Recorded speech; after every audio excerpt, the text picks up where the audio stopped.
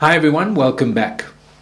Many years ago, I was in the ministry, but I just went through a difficult time of feeling alone. I was surrounded by people that loved me. I had a wonderful family. I was involved in the church, serving God to the best of my ability, and yet in the midst of that, I felt alone.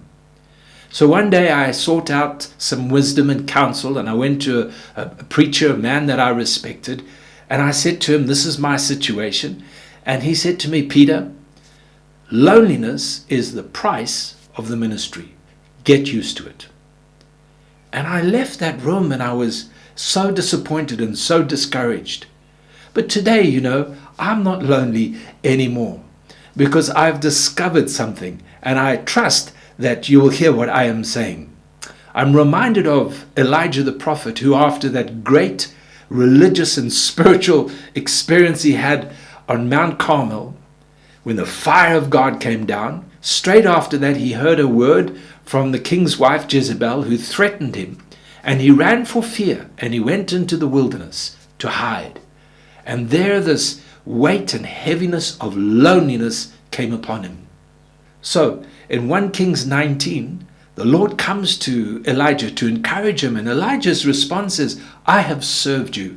The people of Israel have walked away from the covenant, but I have remained faithful, and yet I stand alone, and now everybody's against me, and everybody's trying to kill me." He was a defeated man. And we have to realize that whether we are going through mountaintop experiences and experience the power and the goodness and the grace of God, or we're just going about our daily business serving the Lord, loneliness can come. And I believe that the key of loneliness is the believer or the Christian forgets one thing, and that is that we are children of God, begotten by the Spirit of God, that God has a plan and a purpose for us. And the enemy will come and just put that seed of loneliness in, and if we're not careful, it will quickly take root. And it will drive us further and further from the call of God. And it'll allow our feelings and emotions to take over. We can be surrounded by activity and people and all sorts of goings on, and yet still feel lonely. Why? Because we have not held on to the truth that we're called of God. We belong to God.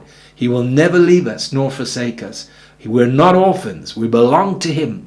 There's no place for loneliness in the heart of the believer. Why? Because God will fill it. May the Lord help us.